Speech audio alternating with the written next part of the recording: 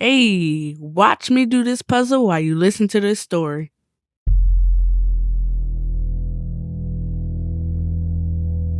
In the small backwoods town of Hollow Ridge, there was an old saying that most children heard before they were even 10 years old. After midnight, don't look at the tree line. Nobody ever explained why. Parents just said it the same way every time, calm, serious, like a rule that had already cost somebody their life. Most kids thought it was just another scary story to keep them from wandering outside at night. But the older people in the town knew better, because every few years someone new would see her. Behind the house stretched a deep patch of woods that locals simply called the Hollow. The trees there grew tall and close together, so thick that even during the day sunlight barely reached the ground. At night, the woods looked like a solid wall of darkness. Darius didn't believe in ghost stories. He was from the city. Strange noise meant neighbors, cars, or raccoons in the trash, not spirits. So when his neighbor, Miss Loretta, told him something strange his first day there, he laughed. She stood on the porch watching the woods behind the house. Then she quietly said, "Just do yourself a favor and don't watch the tree line at night." Darius smirked. "Why? Something's gonna come out of it?" Miss Loretta didn't smile. "Not out of it." She looked directly at him. "It walks along it." So, the first night Darius woke up around 3:03 a.m. He wasn't sure why. The house was quiet, too quiet.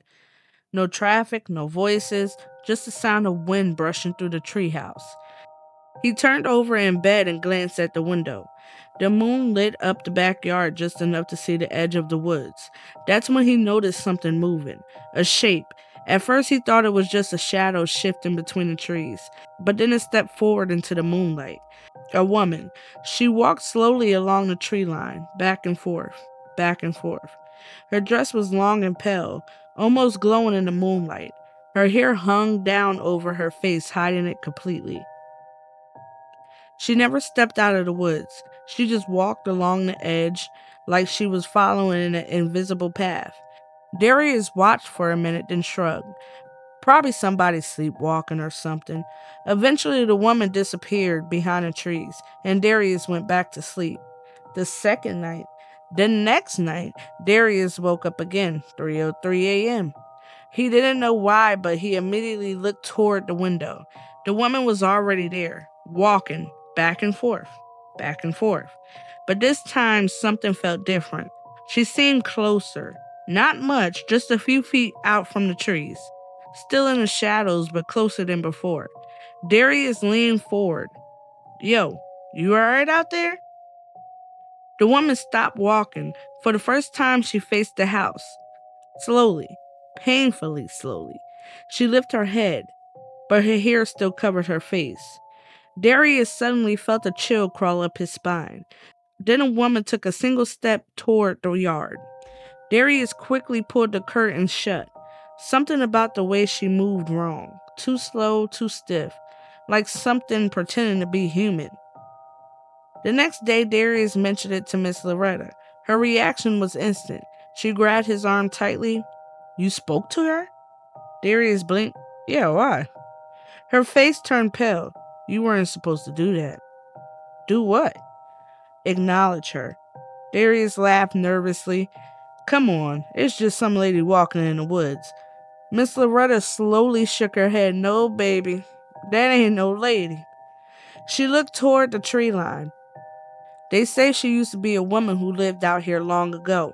One night she walked into those woods and never came back. But now, every few years, he comes back walking." Darius crossed his arms.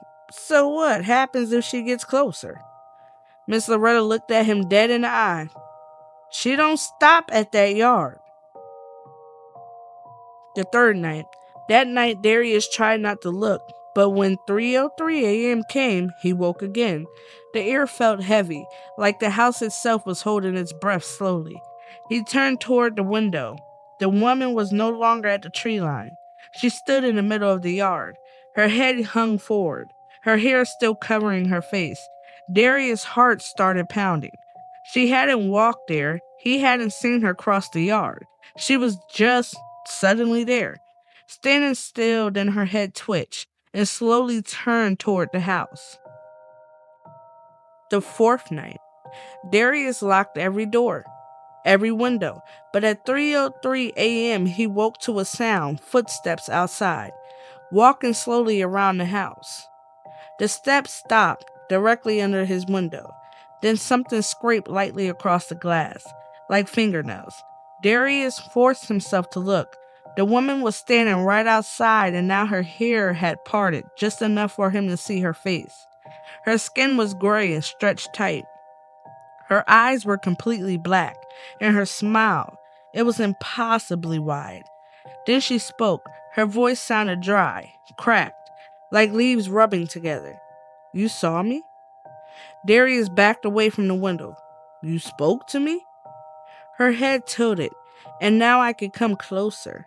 The lights in the house suddenly went out. Darkness swallowed the room. Then Darius heard something inside the hallway, a slow creak, like the front door opening, and from the darkness, footsteps entered the house.